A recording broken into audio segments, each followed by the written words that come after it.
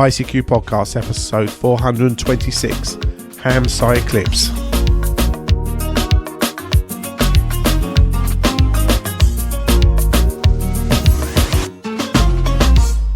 Well, hello fellow amateur radio enthusiasts, and welcome to this, the 426th episode of the ICQ Amateur Radio Podcast, supported in this episode by Winston Lawrence KD2 Whiskey Lima Lima and Martin Malley Whiskey Kilo Zero Echo, along with our monthly annual subscription donors.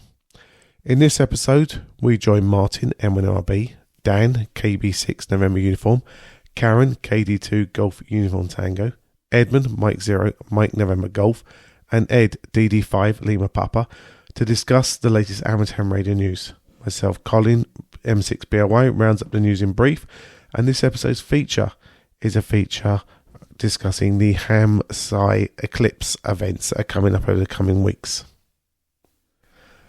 Well, as always, it's your very kind generosity in your donations and showing the value for what we do to keep your amateur ham radio podcast here at the ICQ Podcast advert free and produced every fortnight. And we'd like to first thank Martin Malley for his one-off donation. Martin's call sign is Whiskey Kilo Zero Echo, and he says he really appreciates hearing from all the international collection of amateurs discussing the news and the projects related to the hobby. So thanks there, Martin, for your very kind support.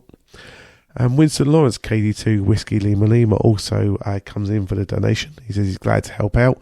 Always enjoy listening to the podcast, which is its own unique format. Enjoy hearing the news segment with the accompanying variety of opinions and what everyone's been up to, and the closing wrap-up topic from the podcast. Thank you all for your hard work. It's appreciated. So thank you to Martin, Winston, and all the donors for this episode, all the monthly subscription donors. Without you, we really couldn't pay our way and do the show for you.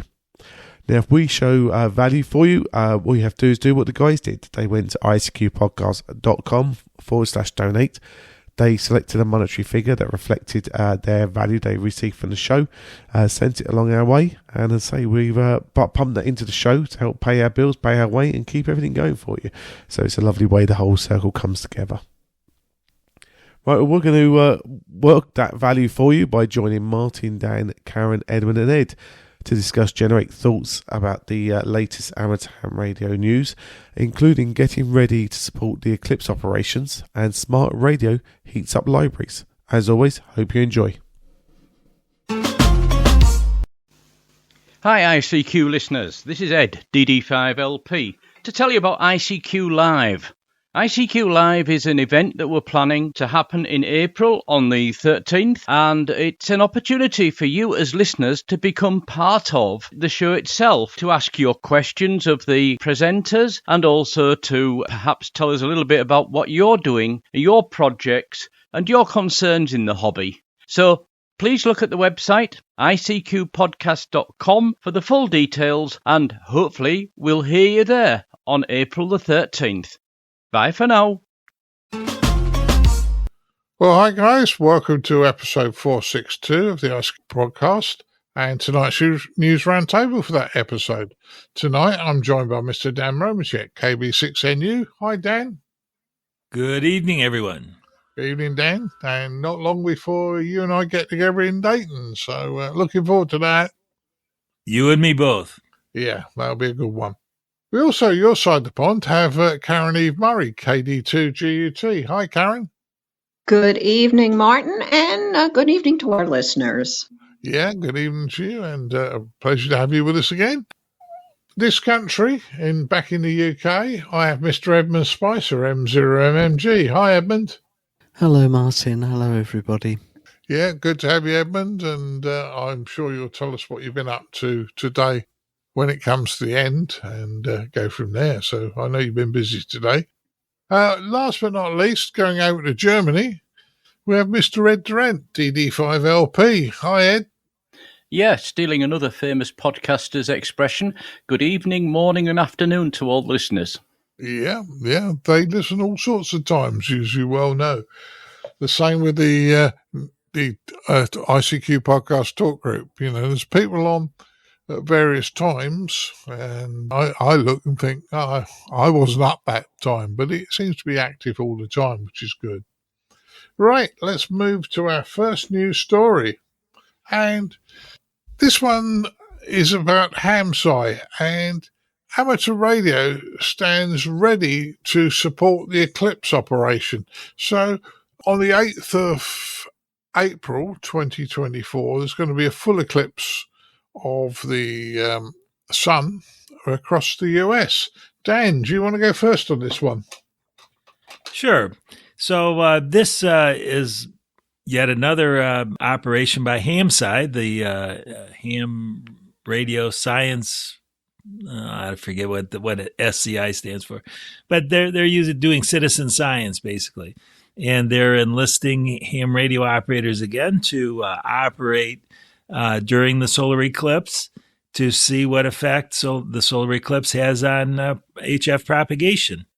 And I certainly plan to be on the air during the eclipse. And what they do basically is they gather information from Reverse Beacon Network and other online, contact collection sites, and then they correlate that with the eclipse. So, like I say, I plan to be on the air and operate during that solar eclipse.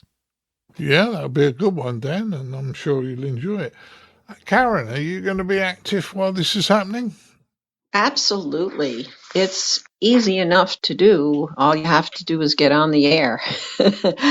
I'd be crazy not to be a part of this. It's very exciting. And, thinking about it, you're doing what you do as a ham, and you're assisting in a very important data gathering effort. They did a great job back at the end of last year with the annular eclipse, and the folks at HamSCI are slowly releasing chunks and chunks of data about what they found during that event. Now, this is a total eclipse, so this is going to yield vastly different results, I'm sure, in different parts of the country. So it'll be interesting to be able to compare that. But what a great, hardworking group of folks.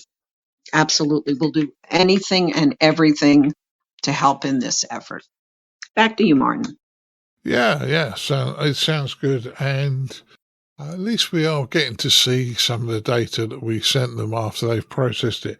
Edmund, I know this is happening in the States, but I'm sure maybe they'd like a log from us people over in the UK. Well, I was aware that this was coming up, but I hadn't paid an awful lot of attention to it because I'm not located in the US until last week when the latest copy of Radcom dropped on my doormat. And there's a little article at the bottom of page 14, I think it is from memory, where somebody associated with the RSGB Propagation Studies Board has suggested that amateurs in the UK and Europe could transmit whisper on the 15, 12 and 10 metre bands, whereby a multiple hop would be required to get across the Atlantic, and the effects of the eclipse could perhaps be seen and felt on the second or third of those hops. And this is something that I think I'm going to try. I don't have a dedicated antenna for any of those bands, but I do have a 40 metre inverted V dipole fed with coax in the centre, and that works very, very well on 15 metres as a 3/2 wavelengths antenna, with a bit of persuasion from an antenna matching unit. And my first thought was I could use my Whisper Flexi, which only transmits whisper, but with further thought, I think it would be better if I actually had my transceiver switched on and connected to the internet. So not only do I transmit it, but I also receive it as well and upload the results from that to the internet. And the suggestion in Radcom is that if you're going to do that, you do it on the 7th and the 9th of April, as well as just the 8th. So I hadn't thought of that, and I'm quite pleased because even though I'm in the wrong continent for the eclipse, that suggestion is something practical that I can do, and that hopefully many other people in the UK and Europe will have a go at doing as well. Back to you, Martin. Yeah. Well, let's say at least you're going to have some fun, and I'm going to try and get on as well, see what I can do. But that'll be interesting.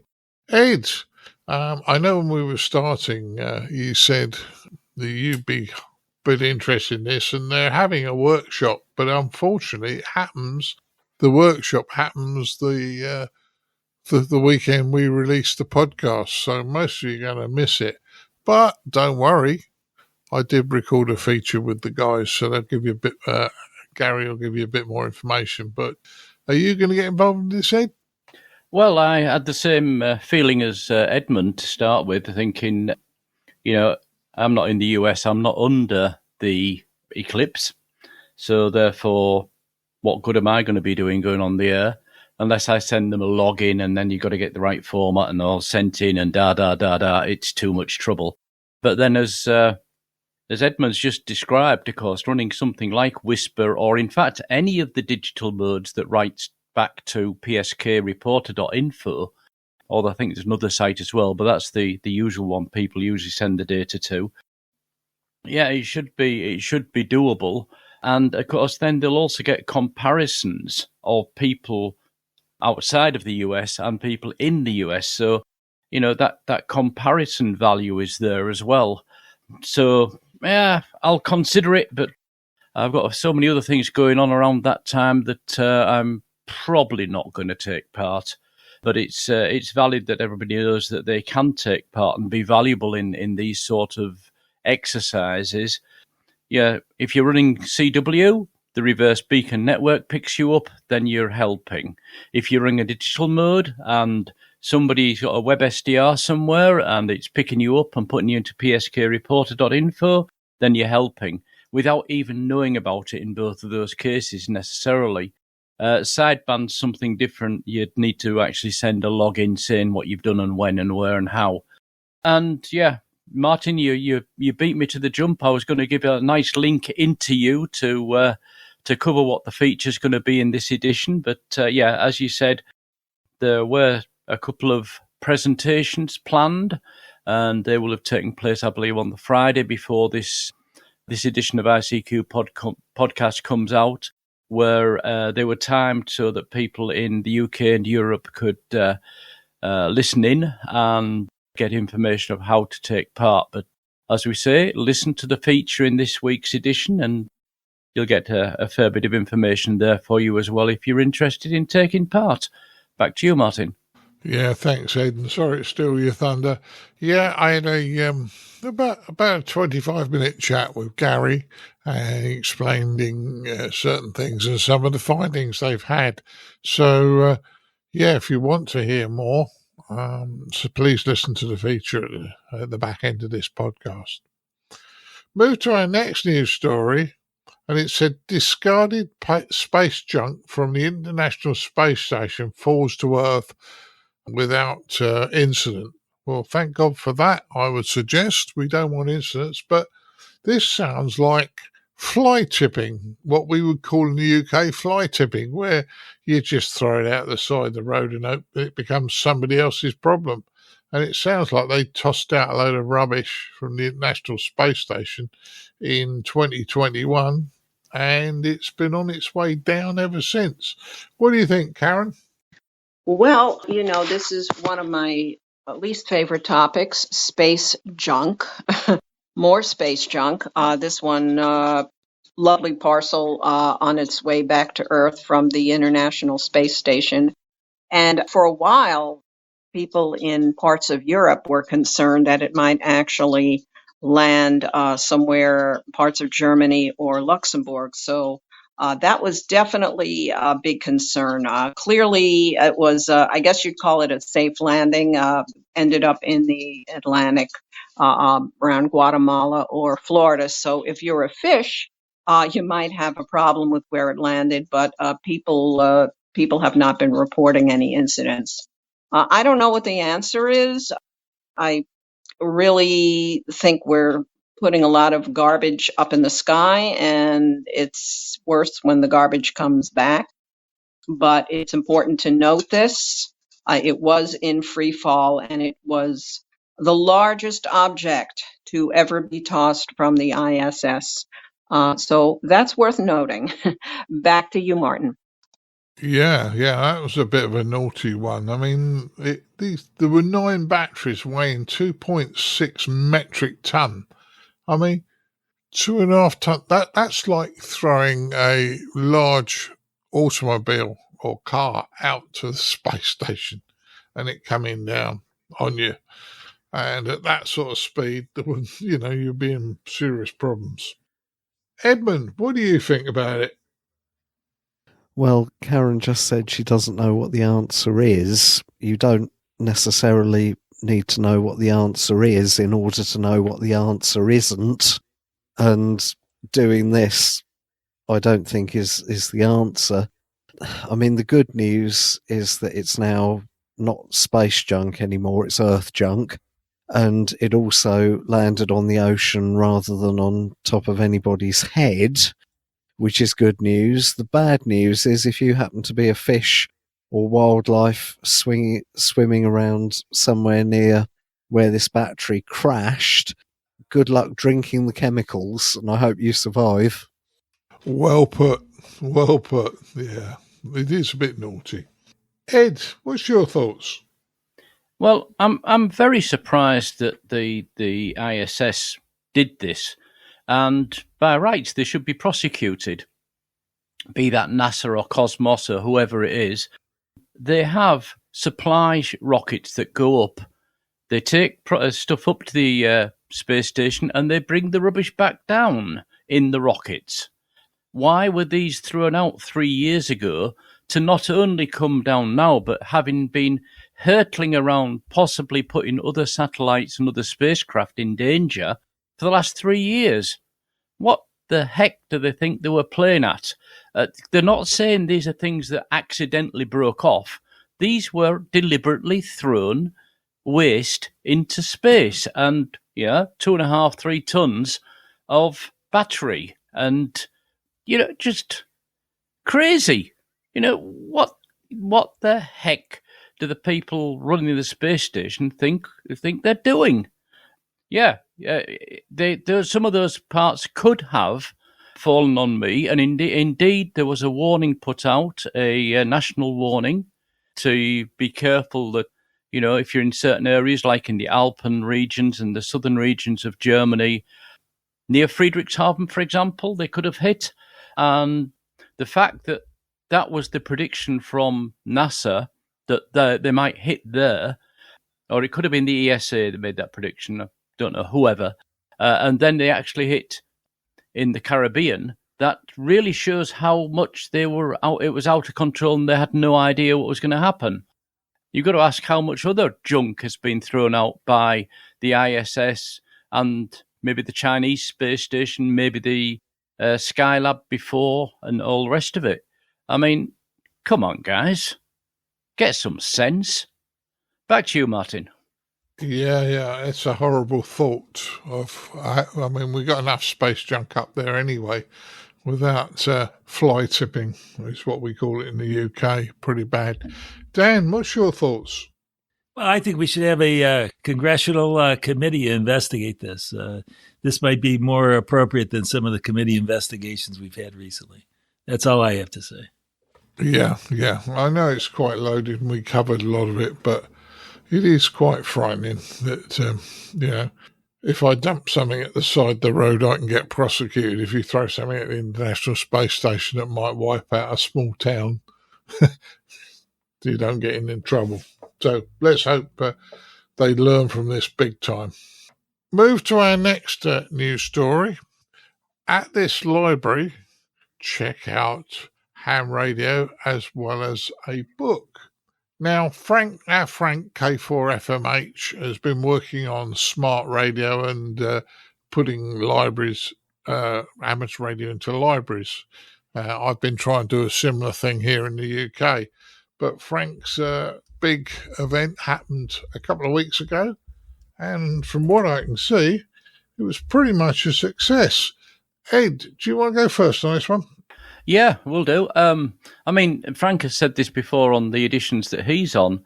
It's a natural joining, if you like, between libraries who are looking to give information on various subjects, but certainly technical and STEM, so STEM subjects especially, and amateur radio. And it's a good matchup, and well done on Frank for his first smart, Saturday mornings amateur radio time session, and good luck with the next ones. And also, I from what you've said before we started talking, Martin, the take-up in the UK hasn't been as good as you'd hoped. Let's hope that improves as we go into spring and summer. And I think it says here the idea in the US is perhaps to have an outside event of some sort outside of the library, and that's also maybe something that might attract a few more people in the UK. Yeah, anything we can do to publicise the hobby is a good thing. Back to you, Martin. Yeah, I hear where you're coming from. We've had quality, not quantity, I think we have to put it. We have had some people stay. Now one guy's done 5 hours over 2 sessions with us. So, that's a quality call. He's really trying to suck my brains dry, I think. But it works well. Edmund, what's your thoughts on what Frank's doing? Very pleased that he seems to have been so successful. It's a wonderful idea, and I wish that I could do something like that locally. But thinking about the library in my own village and in the immediately adjacent villages, all of them have got virtually no real estate around them. They don't have large back gardens or enough space where you could put up a half-decent HF antenna. And even if they did, they're surrounded by other buildings, so QRM from the neighbouring buildings would probably be very high in an urban environment. So I don't really, other than just using VHF for local contacts, or maybe the ICQ podcast talk group and hotspots, that kind of thing, I think it would be quite hard to do in this country. I get the impression from what I've seen that libraries in the US tend to have sort of more space around them, if you see what I mean. But for those who manage to do it, wherever they are in the world, all power to your elbow, and the very best of luck. Yeah, that's a good one. Dan, have you seen Frank's blog on this one? No, and I'm going to have to look that up. We've here in Ann Arbor, we've worked somewhat with the local library. The local library put up a makerspace, and I had done a few things with the makerspace, and then the makerspace has sort of had a reorganization, and I was sort of on the outs then, but. I like this approach that Frank's taking, and maybe again I'll have to look at the blog post. But maybe if there's enough of a program there, we can approach our local library and do something similar here. I'm no longer on the board of our club, but I know that the current board members have been talking to the library about some kind of cooperation, and this might be a good program for that. Yeah, well, as I say, Frank was running it down there in Madison County in Mississippi as a pilot, and I know he would be more than happy for others to do it. Both Frank and I have been trying piloting things to see if we can come up with a formula that works for others. So, watch this space, I would say, guys. Caryn, what's your thoughts on this one? Well, this was a story we ran on Newsline. Frank sent me a link to his blog, which I eagerly read and got very excited about it. For me, Martin, this is a true partnership. This is the essence of true partnership between libraries and amateur radio operators in the community. We see all the time these really nice stories about ham clubs donating books, technical manuals, and study guides to the library, and that's fantastic. I think that's wonderful that ham clubs can add to the collection for people who are interested in studying and maybe getting their license. Well, this really takes it many, many steps further. This is active involvement. This is not just words on a page. These are real people sharing their intelligence, their interest, their enthusiasm, their experience, and giving up a Saturday morning for a couple of hours to share with the community. Now, on top of that, the libraries have a willingness to have at least one licensed ham on staff and to have a place to operate. This is a win. I want to call it a win-win-win. It's pretty amazing. Libraries clearly are getting very progressive about amateur radio, and that's just awesome. I wish more ham clubs would seek out partnerships like this, because this is apparently a very, very big success. Back to you. Well, Frank's done well in the States on this. I think the ethos in the States with libraries, hams and libraries is far greater than in the UK. That's not to say that the library I'm trialling our one with, the staff are very proactive and very, very helpful. But we just haven't had as many people showing interest yet. We're doing 8 sessions. We're doing session number 5 on Saturday, the Saturday before this releases. So hopefully it'll pick up. But I think what Frank's doing is well worth doing. And if it works in the States and not in the UK, well, at least it's worked somewhere. And you've got to try. And I think this is great what Frank's doing. Right, move to our next news story. Ed, you put this one in. It's a bit long. We ain't going to read it all. But Germany celebrates 75 years of ham radio law, which is older than the country itself, you say. Go on, enlighten us, Ed. Yeah, okay. Well, as you say, it's a very long story, because this is actually the script from translated script from Radio DARC, which is the weekly shortwave radio program from the National Society, the National Amateur Radio Society in Germany. They kindly allowed me to take that, and we will be actually posting it up on the AR Newsline website as well. So if you don't read it in the show notes by ICQ podcast, it'll be up on arnewsline.org as well. Now, on to the story. First of all, celebrations, 75 years of amateur radio in Germany, and amateur radio with actually defined under a law. What happened what happened in the Second World War was that all amateur radio was stopped everywhere, and it took until the end of the 40s in Germany before the consideration could be given for any amateur radio to be brought back in, so as legal radio.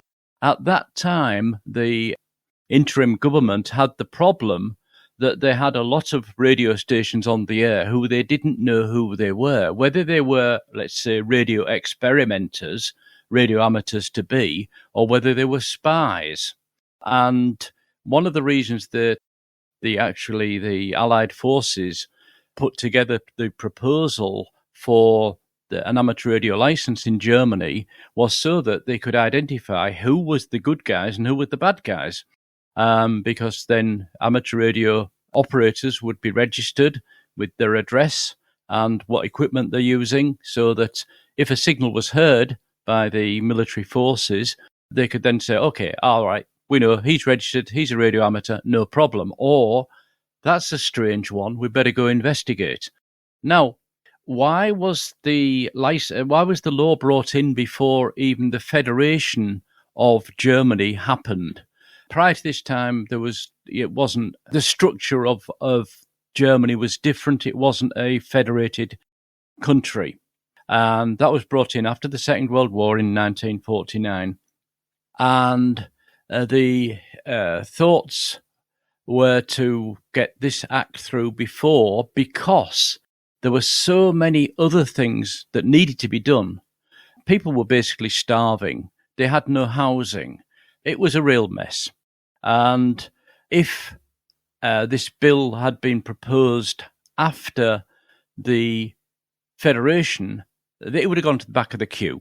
quite definitely.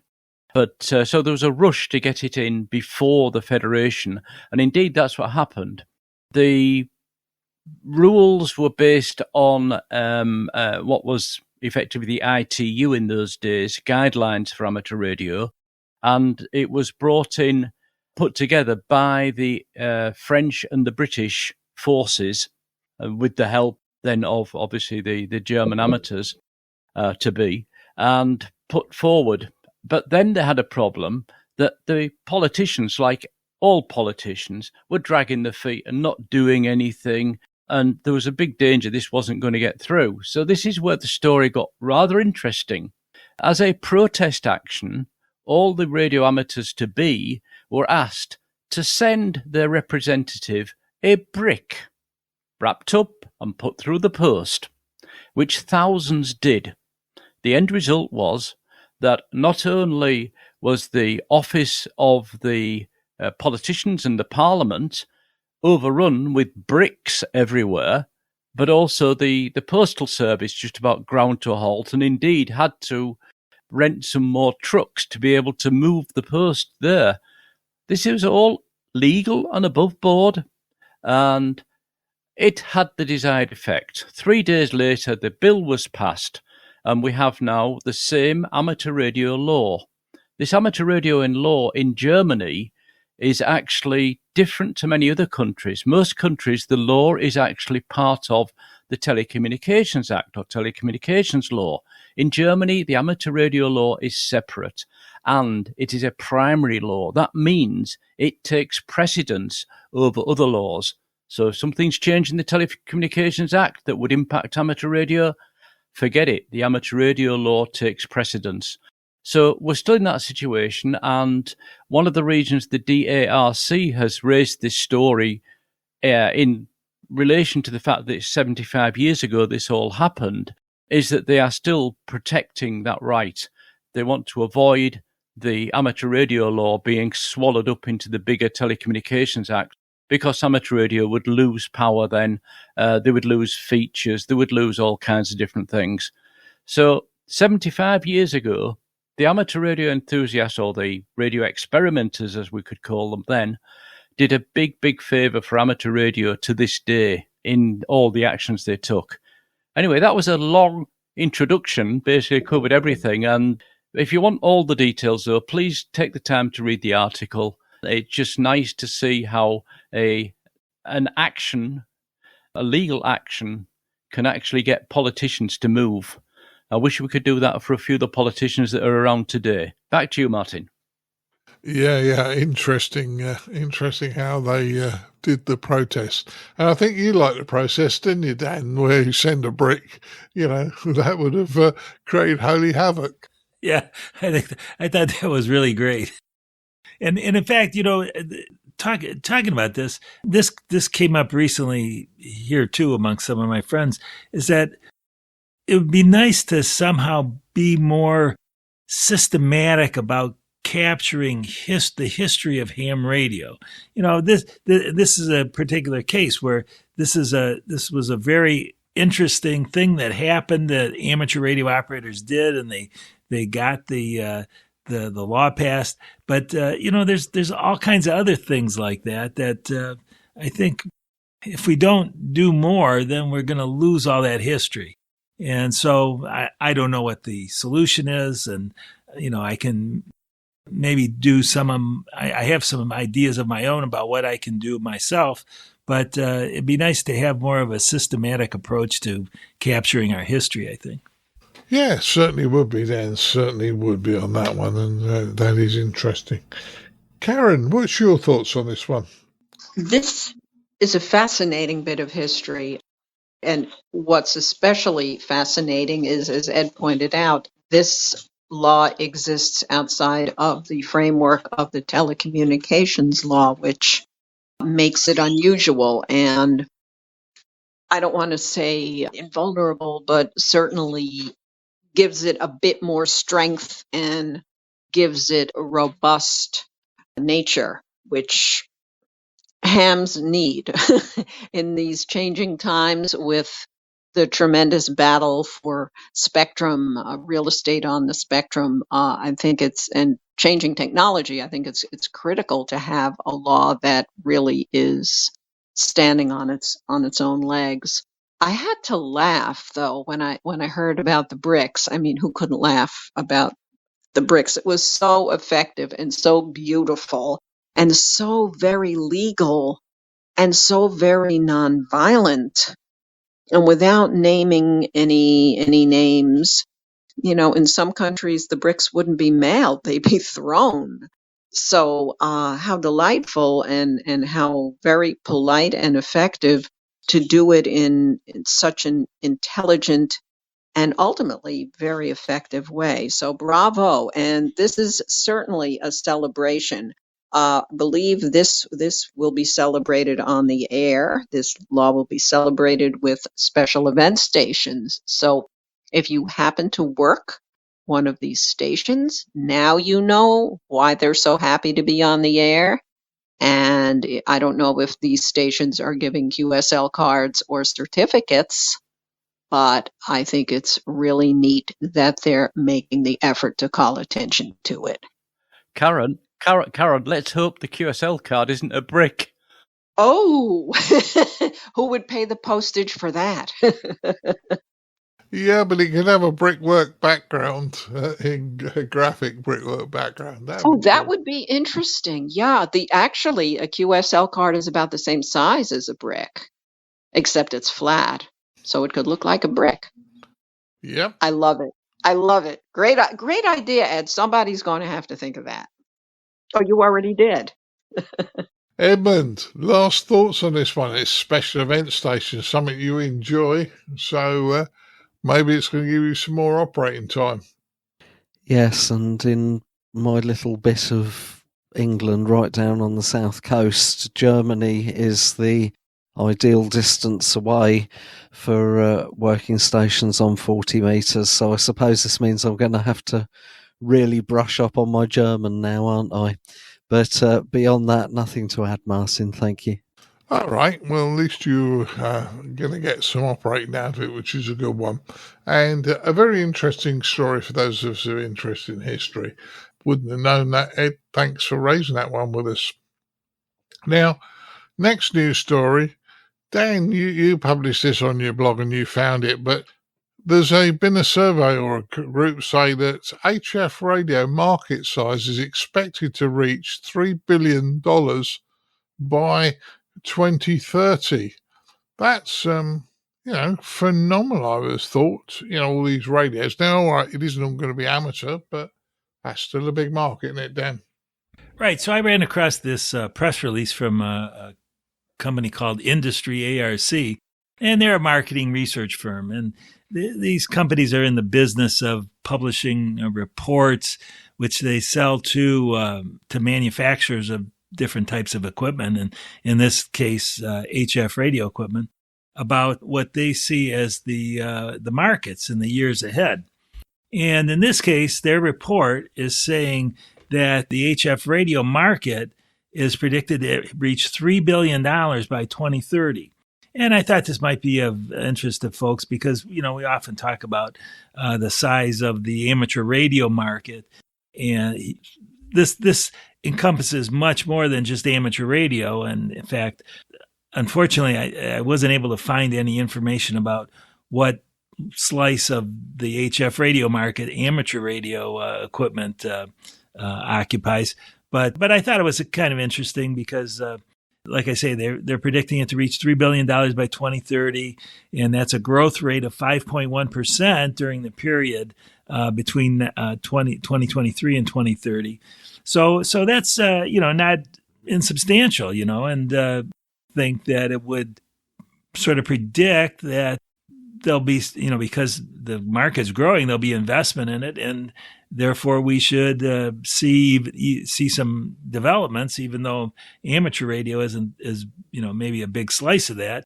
It still predict that we'll see some the manufacturers will invest in it, and we'll see cooler radios in the future. That's the pretext anyway. Well, that's good. And if there's that kind of investment, or they're expecting the market to be that big, then, some really cool new radios are probably on their way to us. There's been some interesting ones in the last few years, but that should be even bigger.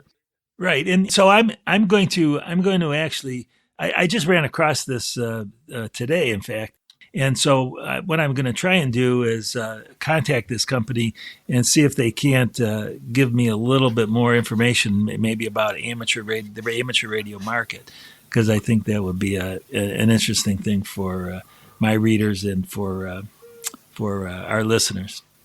Yeah, well, I know we did one a few months back, within the last year anyway, of ICOM's marketing predictions, and amateur radio wasn't a big number. It was somewhere between 10 and 15% of their whole revenue comes from amateur radio. So, there are a lot of other people using HF out there, but it's still a big number, which is good. Well, right. And, if it was, let's say amateur radio was 10% of the HF radio market, wow, that's still $300 million, right? So that's, that's not chump change. Oh, yes, that'll be a good one. Ed, what's your thoughts? Well, this story obviously is related to the US. Dan, is this worldwide? No, I think it's supposed to be worldwide.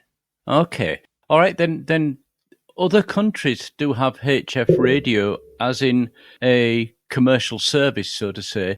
For example, in Australia, there's HF radio for people that, for businesses, travel across the country. And quite simply, you can't get the range. You don't have cell phone coverage. You can't get the range with normal mobile commercial radios on VHF. And so there is actually a HF network, as well as the amateur radio, of course. But that could be part of the marketplace as well. And I would expect places like Africa, as I say, HF is still the go-to for long-range communications. And, that can be on land, it can be on sea, it can be in the air. So there's actually quite a lot of HF communications, as in person to base or person to person, around that we sometimes don't think of. And so, well, it's still $3 billion is still a lot of money by 2030. So we will only gain from it in the amateur radio side because, of course, if more and more HF radios are being built, the technology will advance and also the parts for them will be available. Hence, for a company like ICOM or Yaesu or Kenwood or Elecraft or Flex to come along and build a new model HF radio, they can have the electronics, they'll have access to the electronics that's used in the commercial HF gear. So, that it's all good news. We on this podcast often say, don't forget the shortwaves. They aren't dead. They aren't gone. Yes, some countries have closed down their shortwave stations, but the advantage of that is the ones further away you can now hear. So obviously on a communications point, and also military have repeatedly said they need to keep HF communications because they can't always rely on satellites. So, yeah, all good. So if you can get a better split down from industry ARC, Dan, that would obviously be of interest to everybody. But it's generally good news, I think. Certainly is. Edmund, does this mean you and I got to buy new radios? Hi. Well, I already own more gear than I use regularly anyway, but having said that, there are some nice new models coming out, so maybe this is a line I could try using on my other half to see what happens. So yeah, I'm sure I'll buy a new radio eventually, Martin. Yeah, I'm sure we all will, mate. Don't you worry about that. Caryn, what's your thoughts?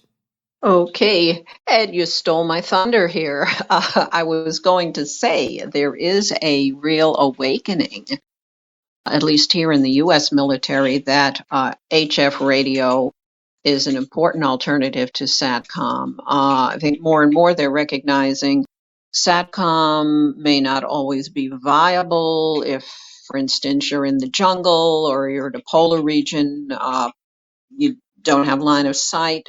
SATCOM also kicks the budget up quite a few notches in terms of cost, and might be impractical if the SATCOM equipment is simply too large.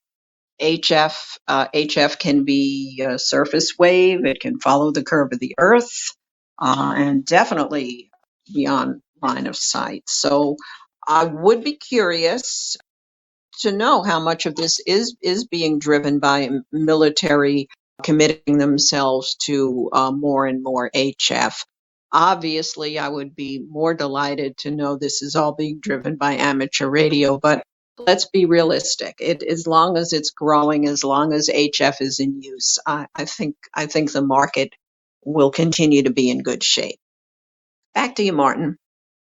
Yeah, I think you're right, Caryn. It's an interesting one, and HF. Well, we talk about HF, and both you and Ed have talked about the military. NVIS is one of those systems where you can get a range of about 600 miles, say, of NVIS. It's not going to go across the pond. It's not this, that, and the other, but it goes down into valleys, and from a military point of view, that might be more than enough 600-mile radius to for what you're doing, and it's a cheap option. So compared with satellites, so I can't see why they wouldn't use it. There you go on that one. Okay, next news story: is Logbook of the World killing the QSL card? Well, I'm not a big QSL card person. I've actually admitted this, so, you're going to have to beat me up a little bit about this one. Edmund, you reckon you get lots of QSL cards, but has yours dropped off? Well, I wouldn't say I get lots, and I wouldn't say I've ever got lots, but then I'm not as active on the air as many other people out there. The thing with QSL cards was when I was studying for my foundation license in 2009, that was when I discovered what QSL cards were, and I decided with absolute certainty right at the outset that I had no interest at all in QSL cards. I don't know how or why I came to that opinion, but I was absolutely adamant, and I worked a station not long after I was licensed in Northern Ireland, and a week or two later an envelope landed on my doormat, and he had sent me a QSL card directly, and it wasn't a particularly snazzy card at all. It was quite sort of basic and simple what was written on the front of it, but on the back of it he had written a personalised message. It was only about 2 sentences long. It didn't cover the entire of the back of the card or anything. But the fact that this person had taken the time and trouble and effort to write something on the back of the card, it made me feel like that QSO had actually meant something to him. And instantly my whole attitude to QSL cards completely changed, and overnight I went from having nothing to do with it to sending envelopes to the bureau and getting some cards printed. And based on the experience of this chap, my QSL card has a photograph and space where you can write details of the QSO on the front, but the back of it is intentionally blank so that I can write as much or as little as I want, but I can write a personal message in English or in a foreign language if I want to give somebody a good laugh at how terrible my written German is, for example. And I'm not against electronic QSLing. I am signed up to EQSL and maybe one or two others, but any person can press a button on a keyboard. It's minimal effort. It's possibly even automatic in some cases. Anybody could do it. I could manage that. But taking the time and trouble to pick up a pen and actually write something, that to me intrinsically has value. And I look at my paper QSL cards sometimes. I've got 3 or 4 photograph albums that contain cards going back over the last decade. And I enjoy flicking through them in the evenings and at weekends. In my job, I spend an awful lot of hours every week looking at a computer screen. When I'm not at work in the evenings and at the weekends, I don't necessarily want to look at a computer screen for even more hours than I do connected to my employment. So having something in paper that I can physically hold and look at, I like it. In the same way that some people like having physical paper copies of magazines rather than electronic versions, and in the same way that some people, me included, enjoy holding a 12-inch LP vinyl rather than having an electronic file on my MP3 player. So I know it's more of a minority sport these days than it was in years and decades gone by, but I think it's still valuable, and it serves as happy reminders of QSOs from years ago. And some of the cards are written by people who are now no longer with us, sadly. So it's a nice reminder of friends who've shuffled off this mortal coil. And I don't think paper QSL cards will ever die altogether. Yes, there may be a decline, but they'll still be going for a good few years yet, I hope. Back to you, Martin. Yeah, I knew you enjoyed QSL cards. That's a good one. Now, when we started talking about this before we recorded, Caryn, you said you were a big fan of QSL cards, aren't you? I love QSL cards. I love what they mean. I love what they do. I also love that they're old school, and anything having to do with amateur radio, of course, is a nod to history.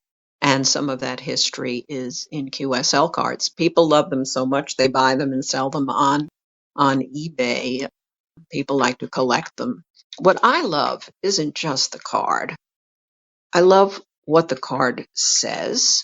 I love the images on the card. I love a chance to see a picture of who I spoke with, or a picture of something they love, or a picture of their station, or something meaningful for them. Sometimes the cards arrive as postcards, but oftentimes they are now well protected inside an envelope so that they arrive in somewhat pristine condition. And little gifts from my DX contacts, who can include a sample coin, a sample piece of paper money. Not that I'm looking to get rich from this, you understand. This is a gesture of friendship. One ham in the last month sent me a beautiful scarf from France celebrating the World Cup. I mean, this is a gift between friends. That's why we do this.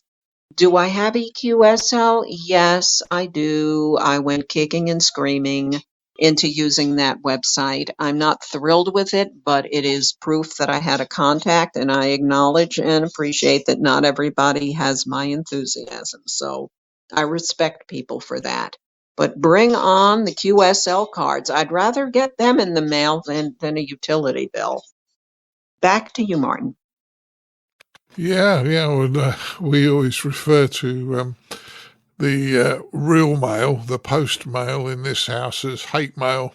So when I see the postman arriving, so hate mail's arrived, and it's always a nice surprise when you get something from amateur radio within amongst it.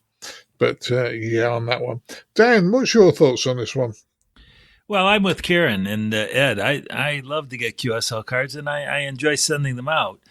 So I think maybe what Logbook of the World has done is reduced the amount of, it certainly has reduced the amount of cards because, you don't no longer have to swap QSL cards to get, they don't count for DXCC that much anymore, or worked all states or whatever the various awards are.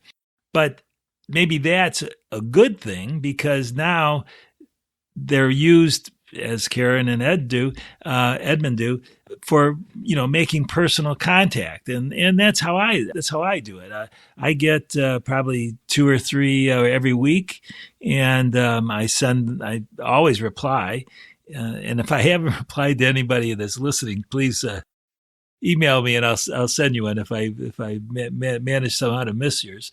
But I also send them out, and for example, I'm off at the net control station for our local Club 2 meter net. And if someone logs into or checks into the net whose call is obviously a new call or someone I haven't heard before, I'll send them my QSL card, even for just a 2 meter FM contact over the repeater, because I wanted to encourage them to join our club and become active in our club. And B, I always love being the first QSL card that someone receives. So, especially like people in my class, if I hear them, finally check into our net, I get that QSL card to them right away because I want to be the first to send them a QSL card. So, yeah, Logbook of the World is, to get back to the question, Logbook of the World may be killing the amount of QSL cards, but the QSL cards that are being sent now maybe have more meaning. Yeah, well, it sounds like the three of you enjoy QSL cards. Ed, what's your thoughts on this one? Well, those who read the show notes will see this actual whole topic started through a post that was on Dan's blog site, where he had received a lot of vintage QSL cards. And that struck a note with me, which is why I raised this for us all to discuss. QSL cards used to be a lot more important than they are now, it seems. QSL cards were previously used, as Dan touched on, to confirm things like awards such as VKCC, whatever, DXCC, sorry.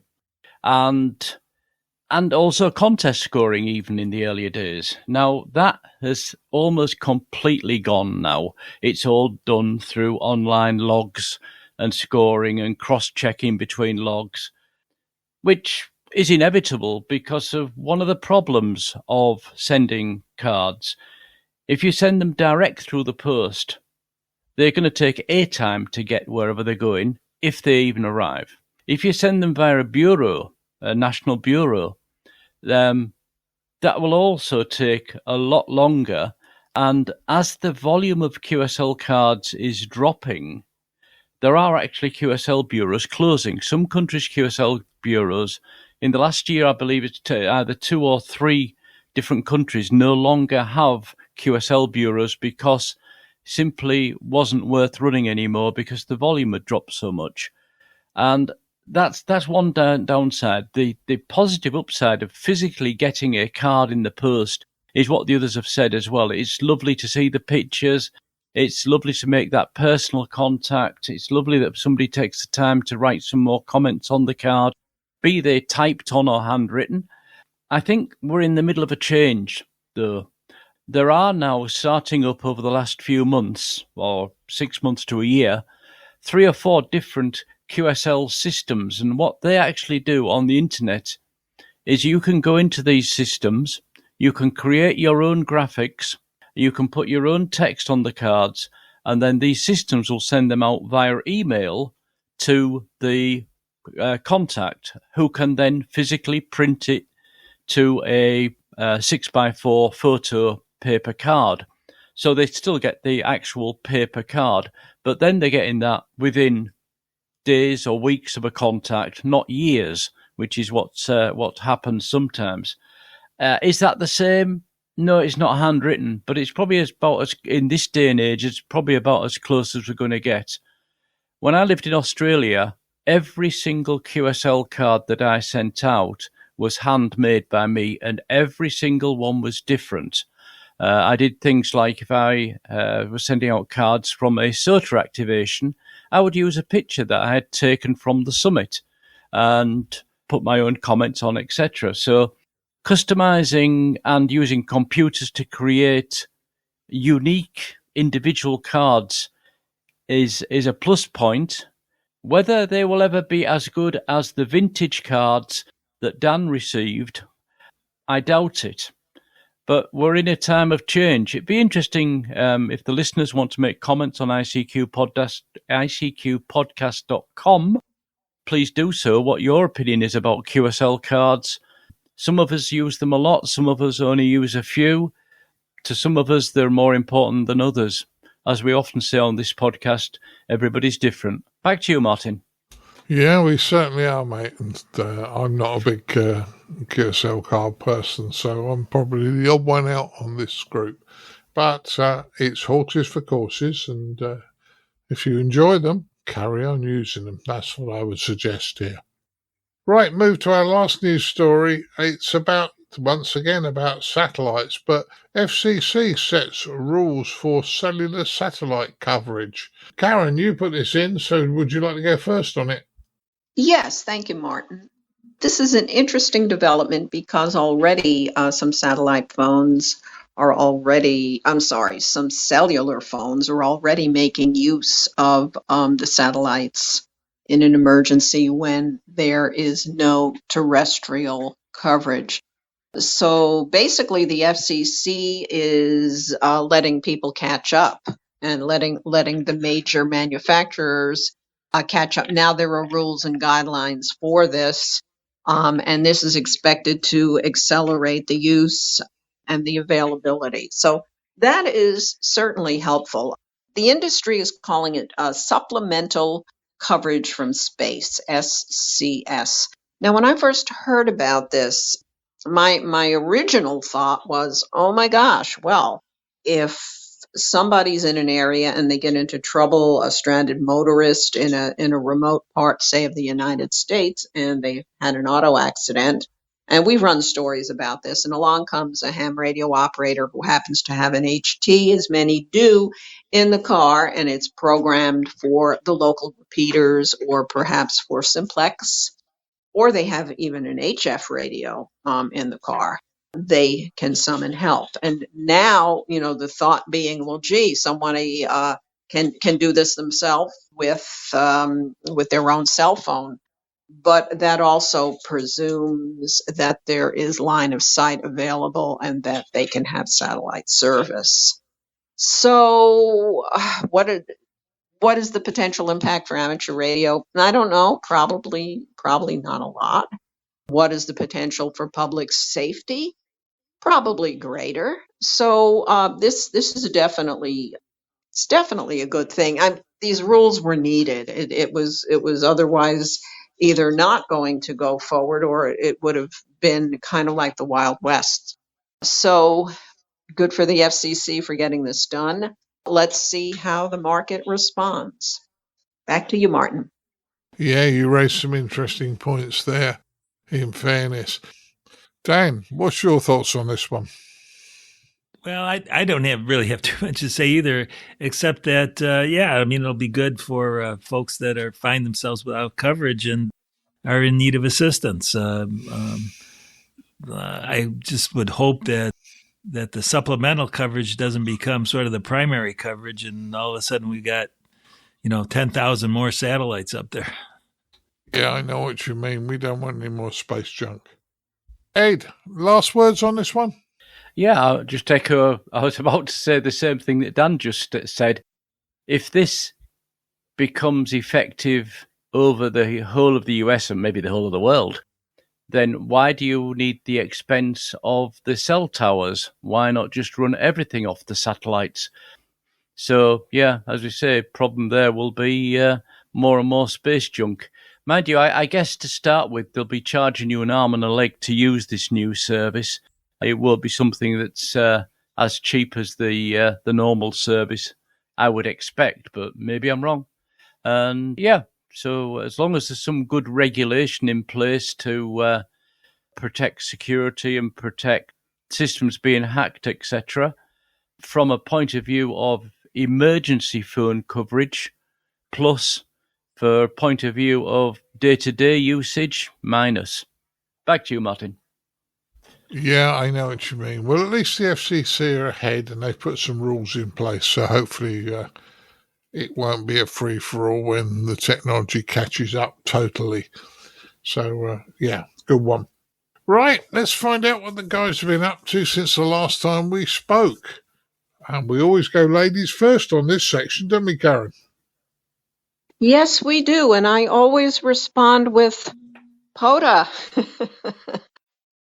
I am very, very eager to stop doing car POTA and get out and sit on a bench somewhere and set my antenna up out in the park and be in the park rather than looking at the park through my sunroof.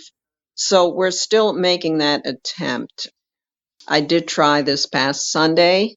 That was a bit of a disaster because I did not think I needed to anchor my tripod.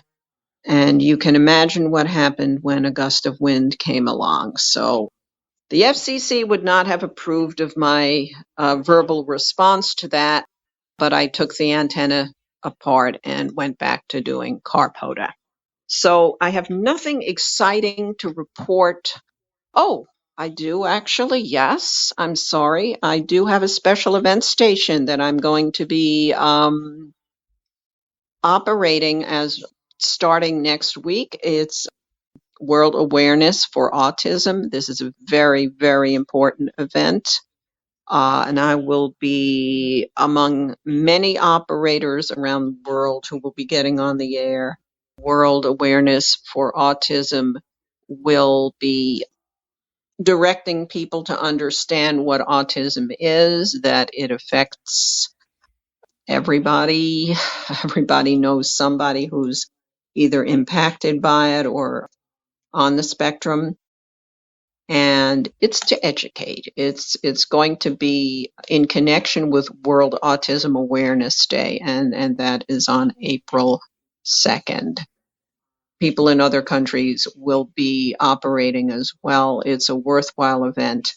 And you know me, I love my special event stations, and when they are combined with a good cause, it's even better.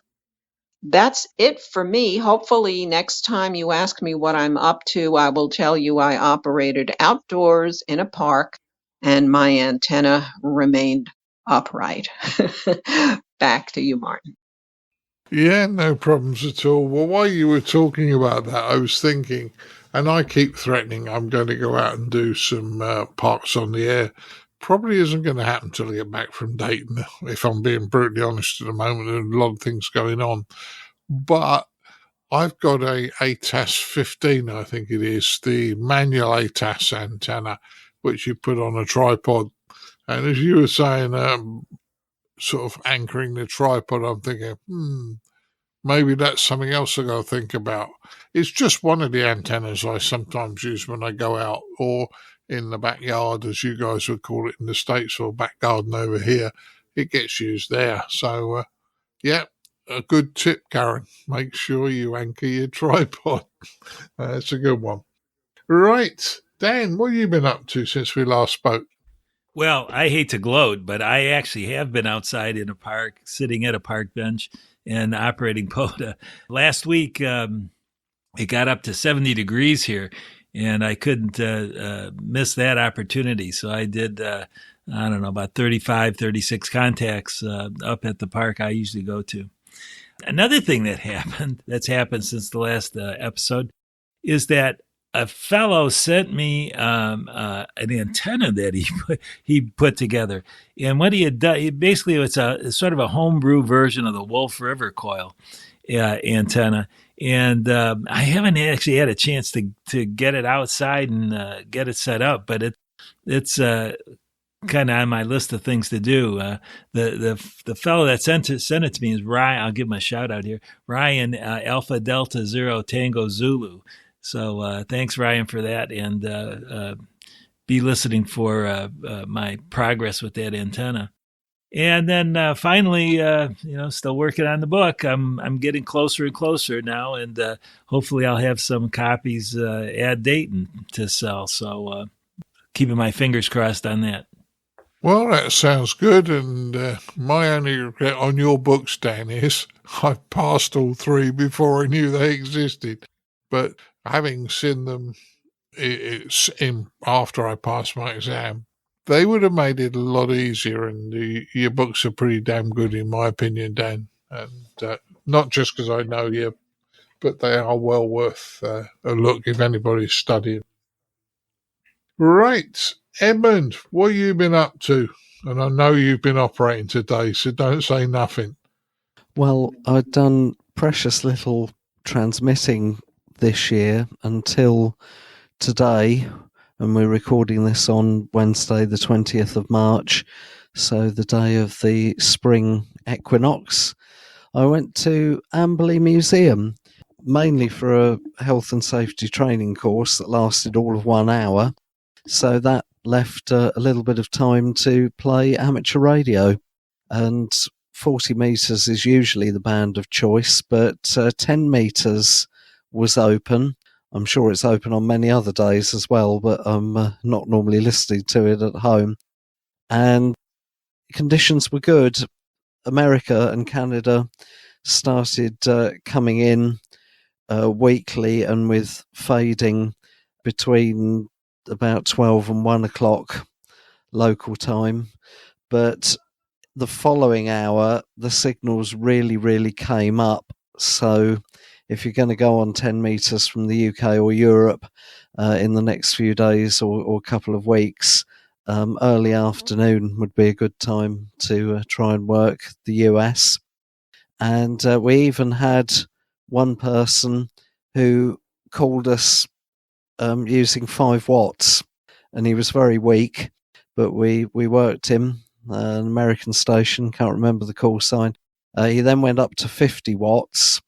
And whilst I'm not normally a big advocate of increasing power, going from 5 watts to 50 watts in marginal conditions did make all the difference. So that was really nice. Coming up on the day the podcast is released, this Sunday, I hope to be going down to Dover in Kent with Martin to attend the Dover rally down there. And the only other thing I can think of off the top of my head, at the end of March, on the Saturday during the Easter weekend, so Saturday the 30th, between midday and 3 p.m. local time, approximately, there is a very informal event taking place on the 70 centimetre band. In previous editions of the podcast, you might have heard us talk about 145 Alive, which is aimed at promoting FM simplex activity on 2 metres. Well, there is also a thing called 433 Alive, which aims to do the same thing on 70 centimetres. There is a Facebook group, and the suggestion is that on the dates and times that I mentioned, people go on the band, maybe go portable from high ground, call CQ on 433.500, which is the FM calling channel, certainly in the UK, if not in Europe as well, and just try to work people. 145 Alive has net controllers on high grounds and people get passed round. For 433, there's nothing like that. It's just I was going to say free for all. That's probably not a good description, but it's do your own thing and try and work as many people as possible. It's not a contest. It's just have QSOs for the sake of it, a kind of operation. So I'm going to take part. I'm going to try to get from high ground, assuming that the weather isn't absolutely terrible. And of course, at those frequencies, you can get useful gain from relatively small antennas. So I'll be taking my little 70 centimetre Yagi with me. on Saturday the 30th of March. That's everything, I think. Martin, back to you. Right. Well, I didn't know about 433 Alive. I knew about 145 Alive. The boys at the club are doing that one. So 433 Alive, maybe we'll talk about it. Maybe I'll come down and come out with you on that one. That'll be a bit of fun. But yeah, sounds interesting, Edmund. Ed, what have you been up to? Well, it seems that to be in this group, everybody has to talk about Porter. I'll certainly be at a Porter Park in April because we're doing a short getaway, the family. And the place we're staying is actually in the middle of a park, a Porter Park, so I'll be on then. But the main actions there will be up to SOTA and HEMA summits, of course. The other thing that and it seemed to always start these, what you've been doing is antenna related. And of course, I've made some more advancements to the portable HF wire beam. They're all documented up on my blog at dd5lp.com. But of more interest to the listeners will be ICQ Live, which, with the others, I'm organising, and it will take place via the ICQ Digital Bridge on Saturday, April the 13th, 2024, from 1900 to 2100 UTC. And this is an event that lets you, our listeners, actually take part in the show, giving us your opinions, your comments, your news about your projects, which will then become part of a feature. So you'll hear more about ICQ Live on the next show. But of course, full details are also on the ICQpodcast.com website. So if you can get onto the ICQ digital bridge, be it via radio, hotspot, or via one of the apps, all the details are on the website. Come and join us on Saturday, April the 13th. And so you can actually talk with some of the presenters and let us know what you think. That's about it for now, Martin. Back to you. Yeah, no problems at all, Ed. Well, you call it a bridge, I call it a talk group, but we're both right. So whichever way you want to join up, it's the ICQ Digital Network, effectively, where we've got joints to most of the leading digital voice systems. So you can find out on the ICQ website more as well. So, yeah, forgot we're doing that one. Colin's about to put that one in for you. No problems at all. What have I been doing? Well, very quickly, God forbid, don't fall off your chairs, boys. I have done a little bit of HF. I've had only a few contacts. I'm not a big operator. I like to fiddle and play with things, electronics more than anything else. But, I've been doing a little bit of HF operating. I had quite a bit of fun on that. Did a smart radio a couple of weeks ago, and we'll do another one this Saturday. Just promoting what we do to the hobby. Colin managed to get a 2-page article into Ragcom about how the problems we're having with our hobby of getting people into the hobby. It's called Amateur Radio Somebody Else's Problem. And it highlights it's not only an amateur radio problem. The problem is it's a societal problem. But we'll look forward to any feedback on that one. I've been operating mobile a reasonable amount because I've been out in the car quite a bit recently. And I've also been on the talk group not as many times as I'd like. On the Sunday morning this releases, Edmund and I will be terrorising the people in Dover because we'll be at the Dover Rally. Looking forward to that one. And if you're here early and you're going to the Dover Rally, come and join us, come say hi. We'll look forward to that.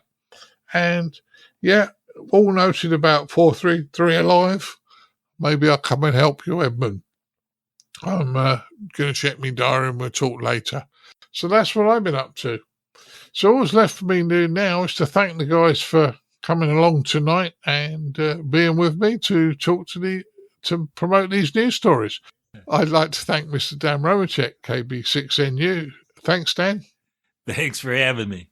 Yeah. I'd like to thank Caryn Eve Murray KD2GUT. Always great to be a part of the team. Thank you, Martin. Yeah, we're one big family here, Caryn.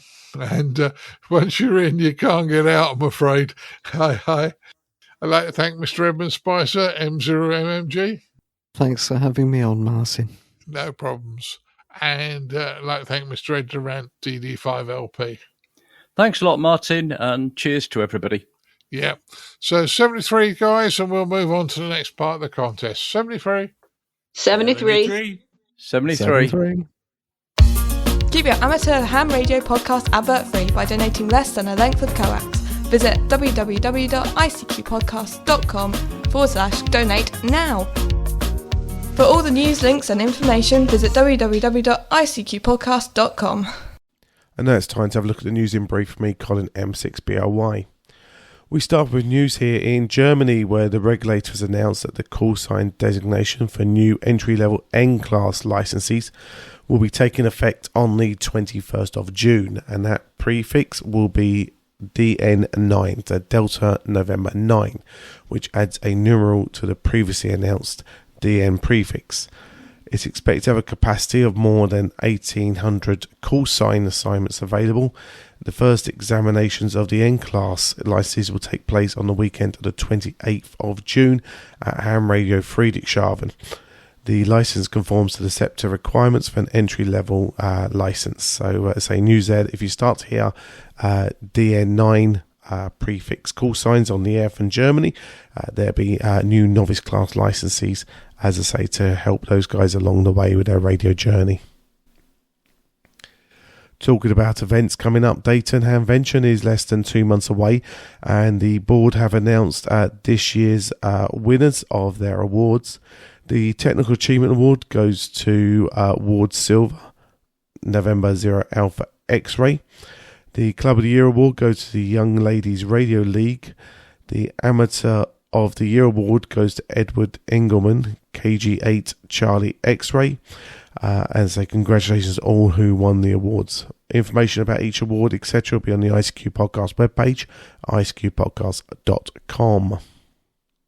And news that coming up later on this year, on April the 27th, is International Marconi Day, where, of course, we give thanks to the Italian inventor and electrical engineer who, as they invented radio telegraphic systems and creating Marconi's law. Now, to honour this, the Cornish Radio Amateur Radio Club, GX4 Charlie Romeo Charlie, will be hosting their annual event.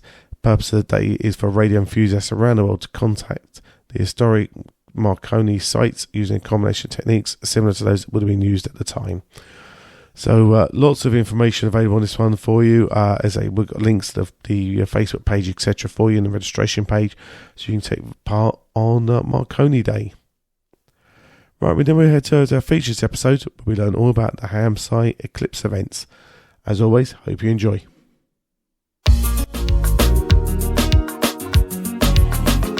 And now, what you've all been waiting for, this episode's feature from the ICQ podcast.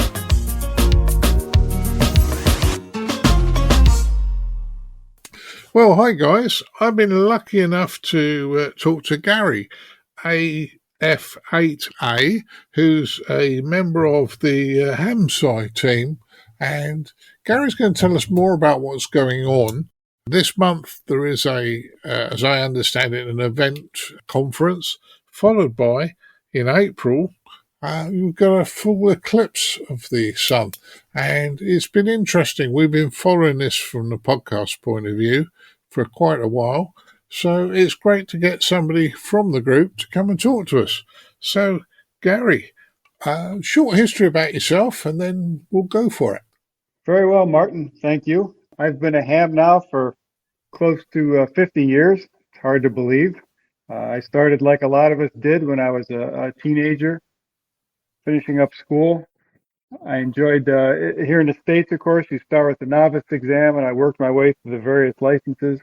I ended up with my extra back in 1978, and that's when I obtained this call sign. I was very fortunate. I took a great deal of interest in electronics and engineering. and then went to a university here in Cleveland at a place called Case Western Reserve, where I earned a degree in electrical engineering. I was very fortunate to work for a local company building industrial electronics. Actually, it was arc welding equipment. I worked for them for 34 years and retired about 6 years ago. So now I can honestly say that I am a retired engineer and a full-time ham. That sounds great to me. As I say, I think I've retired now. I say think I've retired. If a job offer went on the table tomorrow, I'd probably take it. But yeah, I'm well past retiring age in the UK anyway. But as I say, sounds like you had a very, very interesting career, and ham for 50 years. That's great. And you say you obviously enjoy the hobby. So, as part of HamSCI, what's your kind of involvement with HamSCI? Sure. Just to recap real briefly, the title of our organization, HamSCI, is the Ham Radio Science Citizen Investigation. And our group consists of sort of two groups working together. Part of it are mostly ham radio operators and also what we call citizen scientists. Most, like me, have no formal training in the sciences, but we do have an interest in things like radio wave propagation, the ionosphere, and so on. And the other part of our organization are the professional researchers, university professors, and that sort of thing. So I've been involved with HamSCI on and off since 2019 when I first attended their workshop also here in Cleveland. About a year and a half ago, I saw and participating in a number of Zoom calls and conversations with others in HamSCI, I could see there was a need for, I guess you'd call it a project manager role to help shepherd some of these projects along, things like our Solar Eclipse QSO party or the deployment of the GRAPE Doppler receivers. So I volunteered my services, and lo and behold, I actually have a title.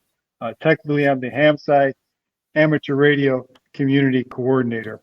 So I do a little bit of everything except the deep dive into science. I guess that's how I put it. Well, that sounds great. And somebody who has the ability to project manage or drive things forward, that must be a really big advantage to HamSCI, because sometimes people just need to be not given roles to do. Some people can't, well, very capable of what they do, but they can't focus. So being a project manager, you must oversee a lot of things and oversee the overall project. Well, I take a lot of pride in being able to, I guess the word I would use is translate from what the scientists and the science community needs back to what the amateur radio community can contribute. In fact, my job, when I was working for many years, I used to do systems design, computer systems design. So I was taking specifications of, okay, this is what we want the system to accomplish, take it to the technical folks who would program it and build it. I would then help test, help document, and roll it out. So in some small portion, I guess you could say, in some days I'm a teacher. Some days I'm a cowboy with the bullwhip, trying to herd the cattle together and get them all to move in the same direction. But mostly I get to sit back and watch others hopefully be successful in what they're doing, and we'll meet our goals. Well, that sounds great. And it sounds like you've got it under control. Now, I think this is interesting because I always find with amateur radio, if you've got something to do or if you get involved with something, it nearly always happens. If you just say, oh, I think next Saturday I'll operate, there's a fairly high chance you won't. But I think this is nice because it's involving people, doing some work and working as a team. That's very true. I mean, the organization definitely has goals. I mean, obviously, like any other project, there are short-term goals and long-term ones. And it is satisfying to see us reach some of those short-term milestones. Sometimes we fail or we get off track, but to try to steer ourselves back in the right direction and have some achievements that we can crow about, that is a good thing. Certainly. Now, as I say, it must be interesting to see the data come in, because I know when you asked the ham community to take some measurements, you don't know what you're going to get. And it must be interesting seeing that data come in and go, yeah, that's fine. But this is something I'm asking because I don't know the answer myself is, do you sort of look at it and go, well, these 90% of it say this, so that's it, but the odd one that's way off, up or down, must be a mistake? I suppose there must be some checking of the data. Well, there certainly is. And it's funny you asked me that question now because I'm in the middle of working on trying to finalize the scores from our solar eclipse QSO party. And I can see that there are some operators who are very good. They make a lot of contacts. The logs we receive from them are complete. They're accurate, have signal reports and grid squares and whatnot. And every once in a while, you get a log submitted that'll be missing some very critical information. And you can go back and ask the individual to supply it. Sometimes they're unable. It's something that happened in the past. So they go in what we call the check log pile. So as far as amateur radio data, I'm pretty familiar with that, and I can look at that.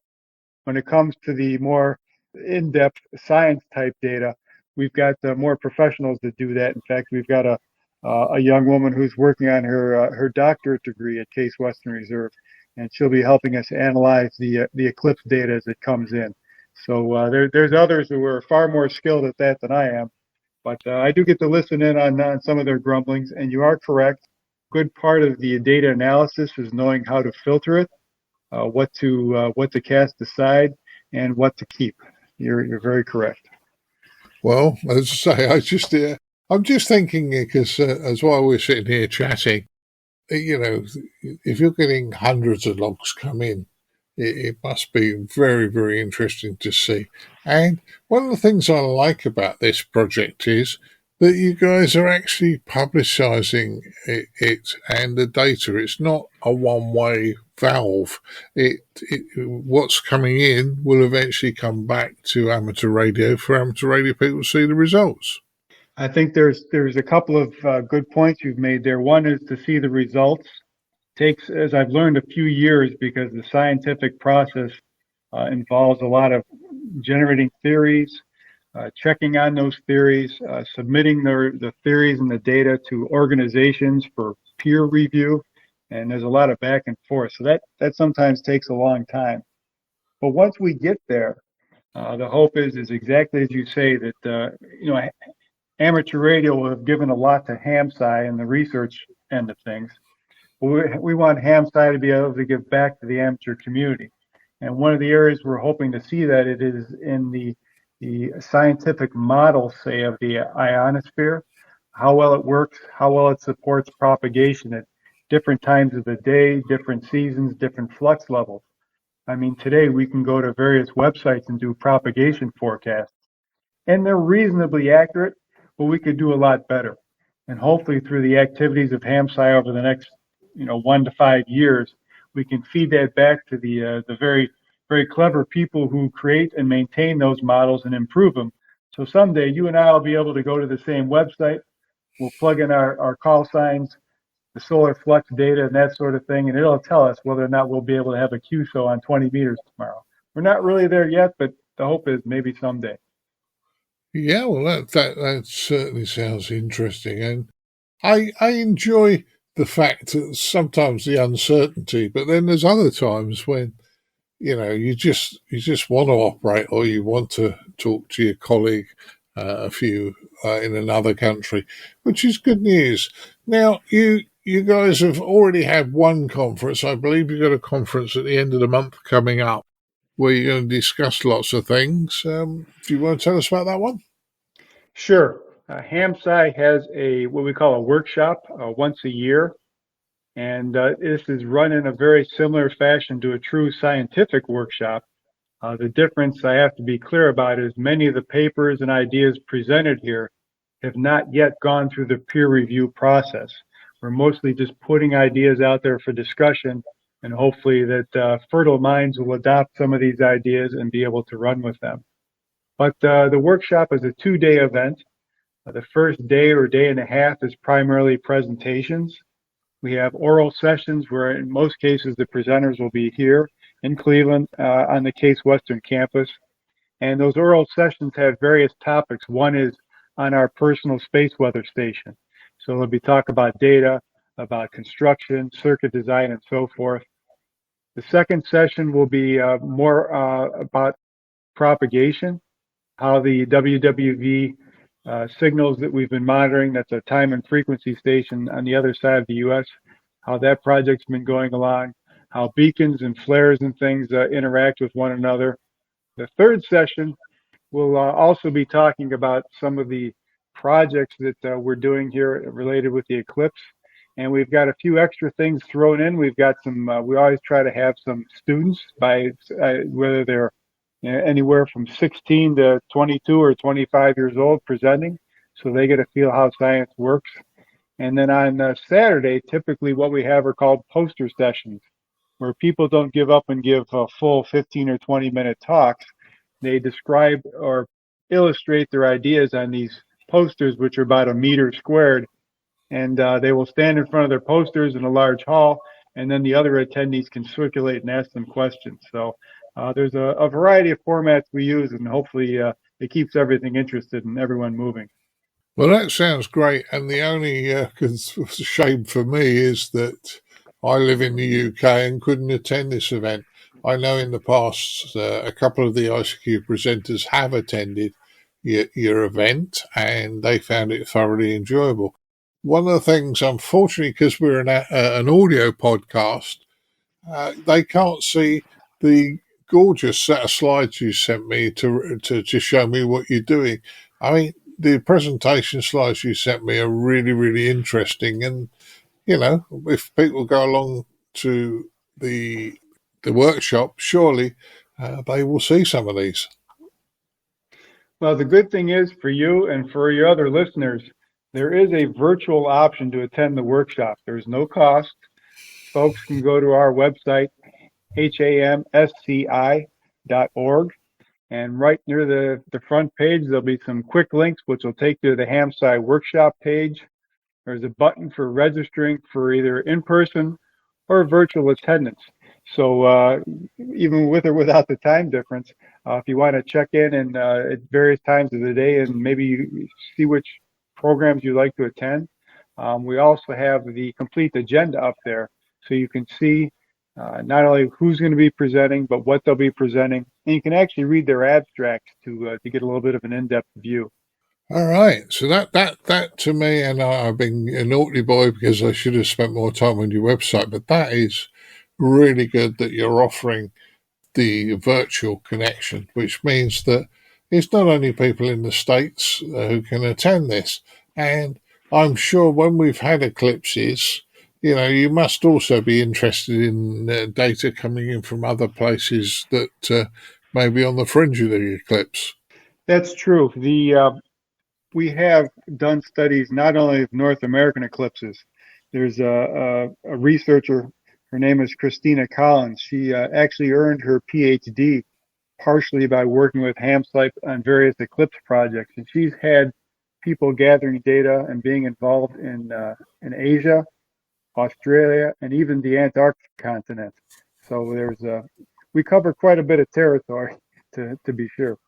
Yeah. Well, as I say, it's an interesting thing to do, and I'm certainly going to see if I can attend some of your virtual lectures, because it's the sort of thing I think anybody who's a technical person will certainly enjoy. And we ought to try and understand other things in the hobby and what else is going on. Our hobby is massive. Propagation is something that, you know, I've said to new students or members of the public, you could probably talk to somebody for a best part of a week and you still wouldn't know it all. There's a lot going on in propagation. Well, the thing to remember, too, is as we've talked about, there's definitely an impact, as we know, on the amateur radio community, the study of propagation. But there are many other users of radio services which either pass through or make direct use of the ionosphere. For instance, our friend Elon Musk, all his Starlink satellites are in low Earth orbit, and their signals at very high frequencies, in the microwave bands, of course, but they are passing through the ionosphere. I know the military here in the States, and I'm sure in many other countries, might not admit it, but they are still using shortwave bands. Some of the high-tech stuff they use is all well and fine, but if the satellite has a problem, There's nothing wrong with pulling out the field radio, extending the whip, and communicating on single sideband, for instance. Maybe scrambled, but we just have to remember there's a lot of users out there, and that's one of the reasons we're funded by places like here in the States, the National Science Foundation, or even NASA. The Space Administration does provide us some funding too. Yeah, well, that's good. And you mentioned the military. I mean, in fairness, NVIS, near vertical skywave, that to me was something that the military were using, and I think us amateurs stumbled across it later, whereas what they are not necessarily looking for the massive distance contact, they're looking to get into valleys and close up stuff and cover an area for communications. So even things like that are going to help. Yeah, that's right. I do a little bit of work with our local amateur radio emergency service, and we try to have at least a once a year an exercise where we pull out the gear, try to experiment with some very low or very unusually designed antennas just for NVIS purposes. Well, to say that sounds great. Now, you've got the event happening in April. Do you have any feelings on what might happen at the full eclipse, from a data point of view, and sort of how long is the eclipse going to last for? Well, the good thing about the eclipse this year, this is actually the third time we'll be studying the bands during a full eclipse. The first time was in 2017. It was publicized, but not nearly as well. The results have been in a few magazines and things, and CQ and QST and whatnot. But so we had some experience from 2017. For instance, I think many hams are familiar with what we call gray line propagation, how the bands will change near sunrise or sunset as the ionosphere above us is in that transition period between either darkness and full light or vice versa.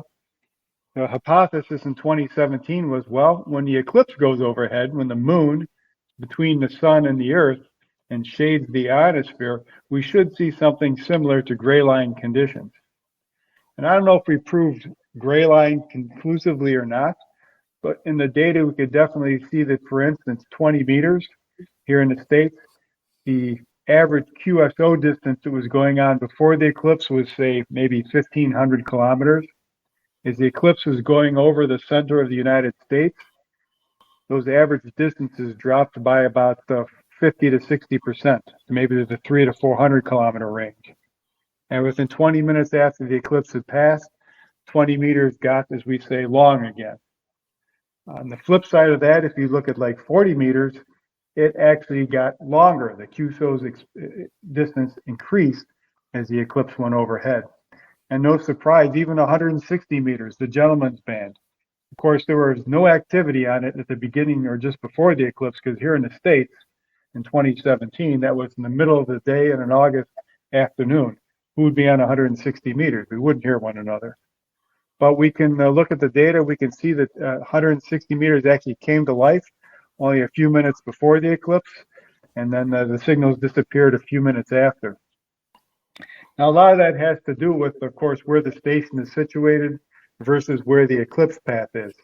And where I'm living here in Cleveland, Ohio, we're very fortunate. We're going to be directly in the path of the April eclipse.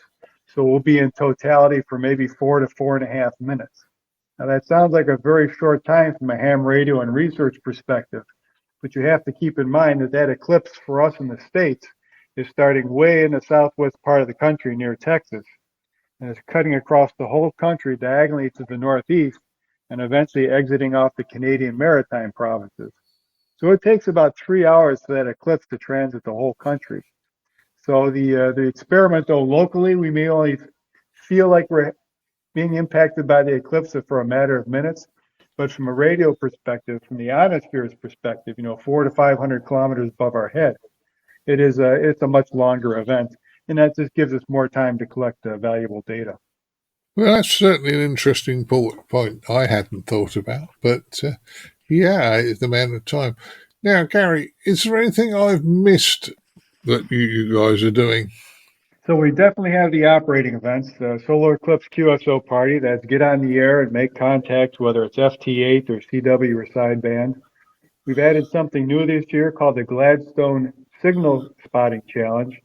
Many of your listeners are probably familiar with what's called the Whisper Mode, WSPR, Weak Signal Propagation Reporter. And we've actually created a competitive event for folks who might want to either transmit or set up whisper receiving stations.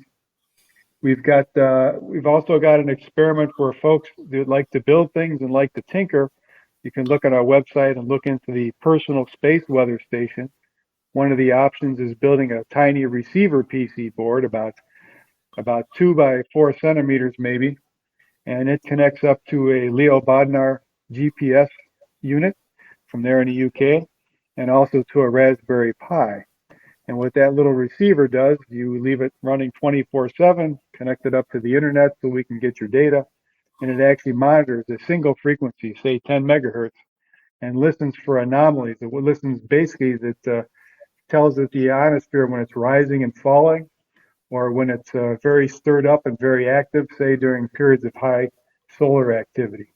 So that's really what we're talking about: operating events and the chances to build and to tinker. So we try to have something a little bit for everyone. That sounds great. Now, just as I'm not going to hold you too long because I know you're off on holiday and I've just caught you for your holiday. But if somebody wanted to check you out even more, I know you've given the website once, but would you like to give it again and ways people can contact HamSCI? Sure. We'd love people to visit our site, hamsci.org, HAMSCI.org. And from there, the quick links on the front, the news items. There's a lot of in-depth information, all the way from very cursory, high-level things, all the way down into some of the scientific papers and stuff. The presentations and things are there as well. Yeah, well, that's a good one. Gary, I'd like to thank you very much for this interview. I think it's been more than informative to our listeners. And maybe when you've got some final data from this, maybe come back and talk to us again. We would be glad to do so, Martin. Thank you very much for having myself and giving HamSCI an opportunity to present. No problems at all, Gary. Well, listen, I'll say 73s to you. Thank you very much for the chat, and I'm sure our listeners will be more than interested. 73, I hope to hear you and many others on the air next month. The ICQ podcast. Come for a moment. Stay for an hour. Well, everybody, I really hope you enjoyed our features episode there on the HamSCI Eclipse. And as I say, I know that was the interview you really enjoyed doing there with the guys, and you certainly found it a very interesting one to record. Certainly did, Colin. I mean, yeah, I learned from it. And unfortunately, the workshop event has happened by the time we release. But there's a lot of interesting things Gary was telling me about. And it was just nice. It felt like we were sitting in armchairs chatting, although we were 3,000 miles apart at least. But, very interesting what Gary had to tell me, and I hope you all got something interesting from it. Yeah, so I know there's certainly events, etc. to look forward to over the coming weeks, so hopefully that whet your appetite for that eclipse that's coming up there in the next few weeks. Well, we've got some news coming from the guys from WRTC 2026 as well. They've kept us up to date with what's going on as that event starts to draw a little bit closer. Certainly does, Colin. I think the key points are that the WRTC 2026, they were pleased to announce the results of the first qualification event, which was a CQ worldwide SSB on the 2023, and they've put the information now up on their website. They've also had data from 11,000 plus entrants, so there's a lot of data coming in, and these will be updated soon. Shortly afterwards, they're going to then make the point scoring system more clear for you. And the results from the CQ WWCW contest have now been processed and are ready to be loaded to the scoreboard soon. So, guys, keep an eye on WRTC 2026 website. The website is www.WRTC2026.org, and from there you can go from the main menu down to look at all sorts of things. So hopefully that'll help you. And good news that the WRTC 2026 is moving along nicely. And I'd even suggest, even if not a contest, a worthwhile checking out the website just to see, I suppose, the scale of trying to get that number of data entries and entries, etc., which is going to end up becoming down to, I think, is it 50 teams? They were saying, if I remember rightly, and how that number will, I suppose, crunch down over the period of time. So certainly some work to be done there by the committee to get it down to that final number as they approach 2026. Certainly is, and I'm sure it won't be me on the committee, on the team, Colin, because I'm not a big HF operator. I was going to say, if you need a champion of rake shooting, you'll be there like a flash. But say, probably not good on a contest, Mike. But there you go. All right, well, we're going to thank the very kind people that help us do this show and say produce your ICQ podcast for you. And we're going to start off with our very kind donors this episode. That's Winston Lawrence, KD2 Whiskey Lima Lima, and Martin Maddy, Whiskey Kilo Zero Echo. Their kind donations, along with our monthly annual subscription donors, help us pay our way and, as I keep your ICQ podcast show advert free. We hope you found value in today's show, just like the guys did, and will consider us by going to icqpodcast.com/donate. Where to say, think of the value you got from the show. Is it the value of a cup of coffee, a sandwich, a burger, whatever it be? Turn it into a monetary figure and send it our way, and to say it'd be greatly appreciated when you do that. We'd also like to thank the guys who helped take part in the News Roundtables. That's Dan, KB6 November Uniform, Caryn, KD2 Golf Uniform Tango, Edmund, Mike 0 Mike November Golf, and Ed DD5 Lima Papa. So thanks, guys, for taking part in that News Roundtable there. Right, we're just skipping through things here and trying to find anything else we missed. I think not. The only thing is a very important thing, because I know you've been out somewhere promoting the hobby, and out as well tomorrow promoting the hobby. You'll be at the Dover Rally as we release this episode. So the most important thing to do is look after the lovely Mrs. B, hopefully with a cup of tea and something nice. We certainly will, Colin. We'll find Mrs. B a nice cup of tea in a minute and a chocky bicky. And those who are going to be at the Dover Rally, I see there, it'll be a good one. I'm looking forward to it. So, good one. I'll say 73's, Colin. Yep, 73's all. See you in a fortnight's time. Bye-bye.